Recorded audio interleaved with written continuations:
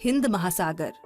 संसार के 5 बड़े महासागरों में तीसरे नंबर पर है इंडियन ओशन यानी हिंद महासागर, जो अल्फाबेट M की तरह दिखाई देता है।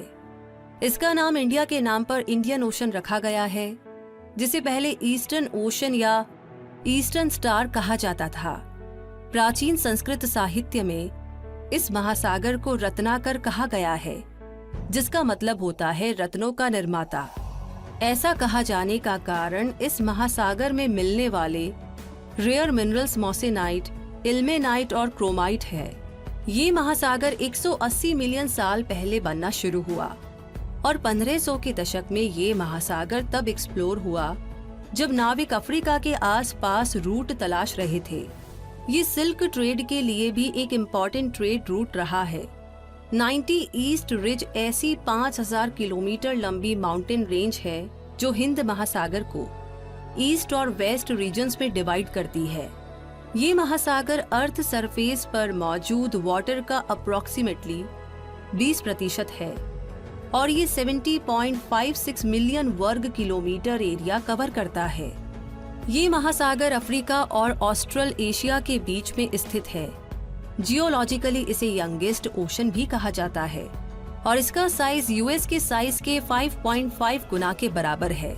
हिंद महासागर 18 एशियन कंट्रीज, 16 अफ्रीकन कंट्रीज और 57 आइलैंड ग्रुप्स को कनेक्ट करता है। हिंद महासागर के उत्तर में ईरान, पाकिस्तान, इंडिया और बांग्लादेश है। इसके पूर्व में मलय प्रायद्वीप, इंडोनेशिया का सुंडा आइलैंड्स और ऑस्ट्रेलिया है। दक्षिण में अंटार्कटिका है और पश्चिम में अफ्रीका और अरब प्रायद्वीप है।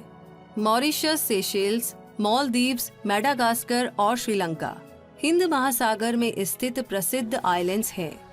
इस महासागर की चौड़ाई सबसे ज्यादा वेस्टर्न ऑस्ट्रेलिया और अफ्रीका के पूर्वी तट के बीच में है, जो कि 1000 किलोमीटर है। हिंद महासागर में प्रमुख महासागरों के कुछ सीमांत सागर हैं। उत्तर में इनलैंड रेड सी और फारस की खाड़ी है। नॉर्थ वेस्ट में अरब सागर, नॉर्थ ईस्ट में अंडमान सागर है।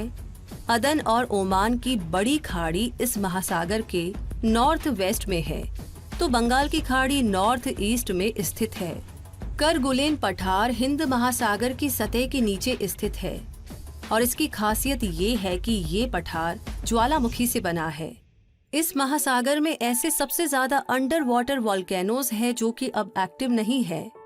भूमध्य रेखा के पास तटीय क्षेत्रों में इस महासागर का तापमान 28 डिग्री सेल्सियस या उससे ज्यादा पहुंच जाता है।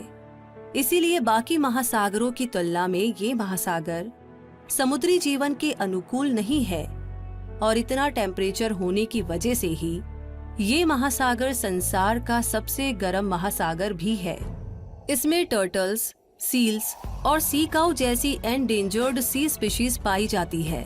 इस महासागर में ऑक्सीजन की मात्रा सबसे कम पाई जाती है। ये भी एक वजह है कि इस महासागर में सी लाइफ इतनी कम है। इस महासागर की औसत गहराई 12,990 फीट है और इसका डीपेस्ट पॉइंट जावा ट्रेंच है, जो कि 7,500 मीटर गहरा है। सिंधु नदी, गोदावरी और ब्रह्मपुत्र जैसी बड़ी नदियां इस महासागर में गिरती हैं।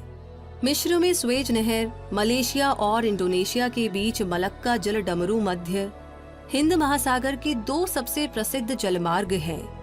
हिंद महासागर में लोएस्ट और highest recorded surface salinity levels पाया जाता है। मुंबई, कोलंबो, सिंगापुर और डरबन हिंद महासागर के किनारे पर स्थित तटीय शहर है और मुंबई, चेन्नई, कोलकाता, कोलंबो, डरबन, जकार्ता और मेलबर्न इसी महासागर के प्रमुख बंदरगाह है। उत्तरी हिंद महासागर ऑयल ट्रांसपोर्ट का सबसे इम्पोर्टेंट रूट है, क्योंकि ये एशिया को मिडिल ईस्ट की ऑयल रिच कंट्रीज से जोड़ता है। दुनिया की ऑयल सप्लाई का लगभग 40% हिंद महासागर की गहराई से मिलता है और तेल में दुनिया के समुद्री व्यापार का 80% से भी ज्यादा व्यापार इसी महासागर के जरिए होता है। इन्हीं वजहों से इस महासागर में होने वाले ऑयल और शिप पोल्यूशन का लेवल भी बहुत हाई है।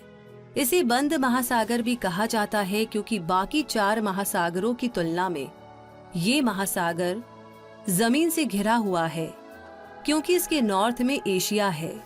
चौंकाने वाली बात ये है कि हर साल हिंद महासागर 20 सेंटीमीटर तक चौड़ा होता जा रहा है और इसका कारण नॉर्थ पोल और साउथ पोल की बर्फ का पिघलना है, जो हमारे लिए एक बहुत बड़े खतरे के रूप में उभर रहा है।